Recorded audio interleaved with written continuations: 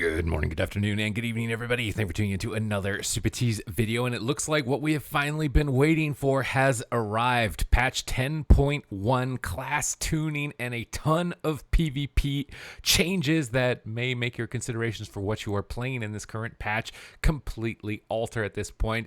It was feeling like it was a while. There wasn't anything going on, a lot of 10.1.5 focus, but this is going to be affecting the live game and going in on Tuesday. So, is PvP saved moving forward? We are about to find out. As we continue to monitor class performance in instance group content as well as PvP, we regularly adjust classes that are over or underperforming based on recent data, observations, and feedback from players. We intend to make the following adjustments during scheduled weekly maintenance on June 6th in this region. Blood Death Knight, you're just getting an 8% damage buff. It's going to be nice for you in PvE, likely not going to matter in PvP. For Feral, the following set bonus changes will increase the average number of stacks of the 2-set bonus and cause the 4-set bonus to trigger less often, but provide more agility when it does. Your 2-set bonus is now going to be chance for Shadows of the Predator stacks to reset, reduced by 15%, and your 4-piece now increases agility by 8%, up from 5. For Evokers for Preservation, we're seeing Disintegrate getting its damage buffed by 15%.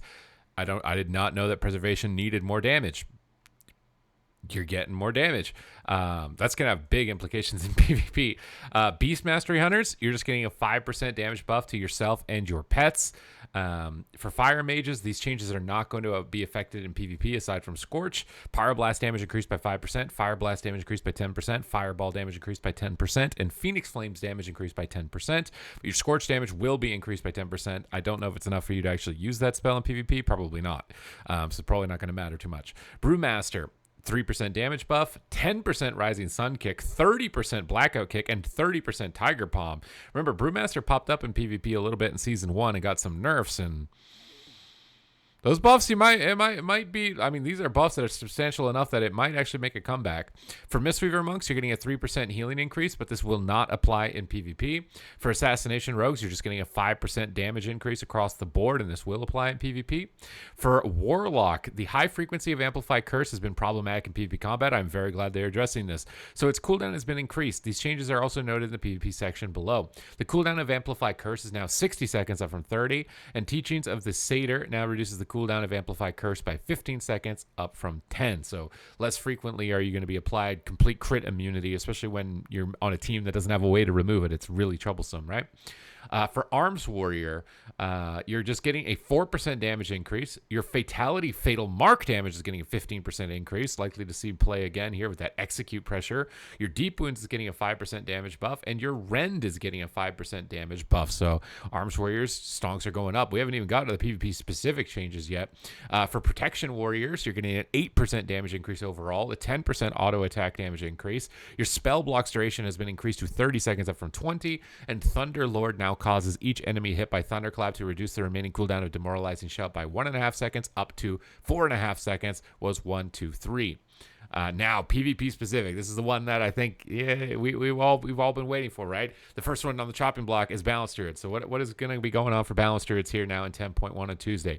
Balanced Druids have been overperforming due to their ability to generate so much astral power and deal high damage by applying dots and casting Starfall repeatedly. We'd like to reduce the effectiveness of that playstyle since it's difficult for opponents to stop. Goldrin's Fang also became much more effective in Embers of Neltharion and includes some randomness and ability to score kills unexpectedly. Finally, Alkin Adept has been a locked-in talent for a while now and has been popping up their control a bit more than we are comfortable with. So Moonfire and Sunfire are only going to generate 4 astral power, down from 6 in PvP combat. Stellar Innervation is increasing astral power generation of Moonfire and Sunfire by 50%. They're nerfing this talent in half. Starfall build might just be completely dead. Starburst is only going to grant 8 astral power, down from 15. Yeah, it's looking really dead. Alkin Adept reduces the cast time of Cyclone and Entangling Roots by 20%, down from 30, so not completely gutted.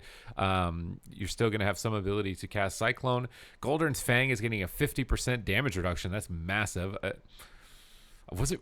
I mean, it was. I think the main problem with Golden's Fang is it's bugged and it can kill Grounding Totem when it procs, which doesn't look like that's being assessed at all. And they didn't assess the Aura Mastery precog synergy talent. I'm spacing out on the name of it right now. They are, however, going to be buffing Wrath and Starfire by 10%, so they'll deal 60% increased damage in PvP combat up from 50, which is nice to get some compensation because without this build, the damage is likely not super high. This probably means you're never going to play AoE build. We'll have to wait and see what they do to the other healers, but I'm going to imagine you're almost never going to play Starfall build anymore, mostly from the Astral Power generation. I don't think you're going to be able to get enough gas going in the tank. The Golden's Fang is a nerf to the single target build, and the casted spells this is a buff to like Warrior of Elune maybe, like we saw in season 1 gameplay. Yeah. So I think the Starfall build's probably got it. It's still probably going to be strong. They didn't nerf like durations of any crowd control or anything like that. And they didn't completely remove fast cyclone, so you should still be able to get like decently fast casted clones and fake interrupts.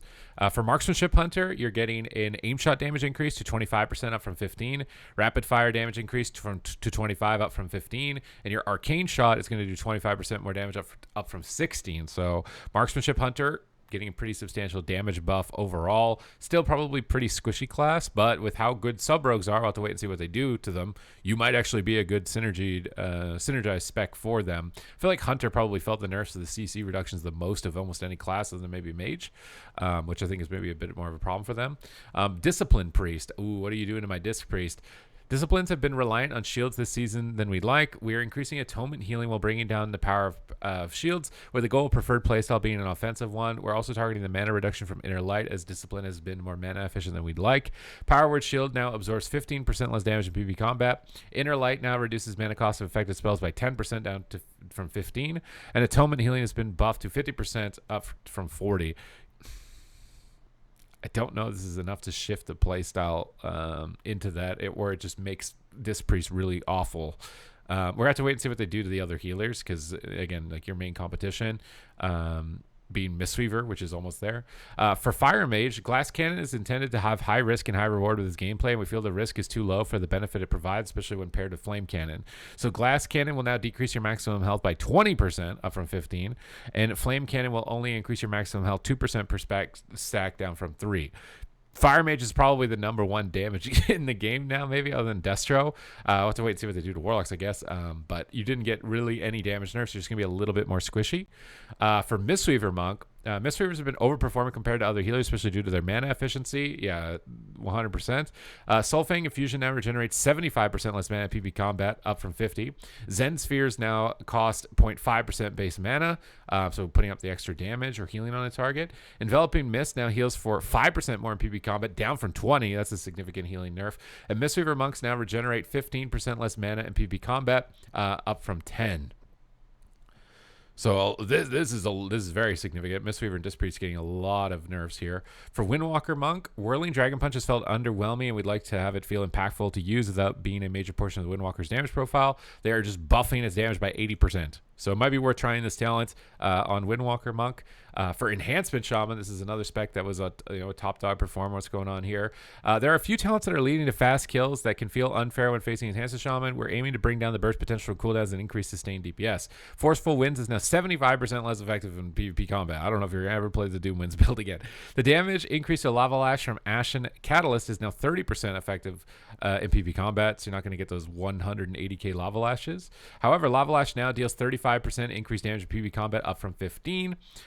So just more, it's not going to have higher peaks and lower lows. It's more of a middle point. The physical damage increase from Feral Spirit is now 30% effective in PvP combat.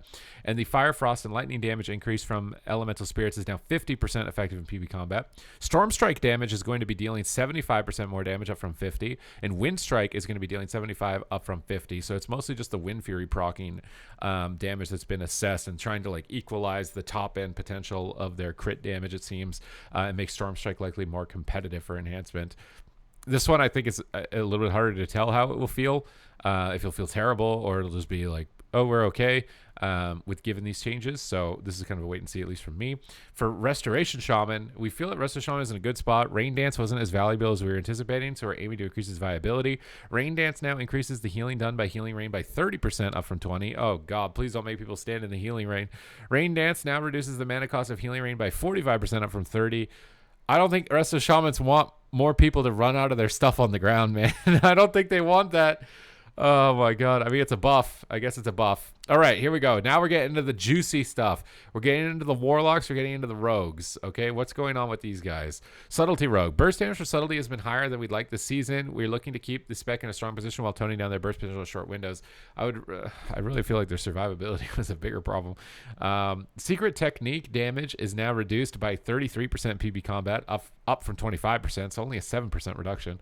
Shadow Strike and Backstab damage from Weapon Master are now 50% effective in PB combat, so really striking nerfs at like these RNG proccing damage effects, the Goldern Fang and this as well. Flagellation's Mastery bonus is now 80% effective in PvP combat. And Dark Shadow is now 67% effective in PvP combat, down from 80%. So likely not going to get completely soloed by a Subtlety rogue, which I mean, completely new to the class if you can't, because that's pretty much all it's got. Would have liked to have seen like more, maybe in the future we'll see a rework for Subtlety or something. I'm not sure, because it feels like Subtlety is either in a spot where it cheese kills you and you can't do anything, or it's useless. I don't like when a spec is in that position, so kind of wait and see. They went a little bit light on secret technique, so it's probably still going to be decent. For Warlock, Destro Warlock was like absolutely absurd. So what's going on for Warlocks here? Developers notes, Inquisitor's Gaze has been dealing a sizable portion of Warlock damage this season. We'd like that damage to come primarily from active spells. Fell Barrage from Inquisitor's Gaze is now going to deal 40% less damage in PvP combat. Developers note the high frequency of Amplified Curse has been problematic. We talked about this. Amplified Curse is a longer cooldown, 60 seconds up from 30. For Affliction, we are increasing the damage of Unstable Affliction's backlash effect to lessen the value of dispelling Affliction's damage over time effects. It's been lower than we'd like, in addition to healers gaining extra health this season. Additionally, we're increasing Shadow Bolt damage as the reward for casting it is lower than we'd like. You're never going to press Shadow Bolt. The backlash damage is nice. It was really easy to dispel UAs. This is good. But, I mean, it might affect Drain Soul, right? I wish they put also does it affect Drain Soul, because, you know, Drain Soul could be maybe decent with a 30% buff. For Destruction Warlock, they went really light on you guys. Oh, maybe not. Maybe it's substantial.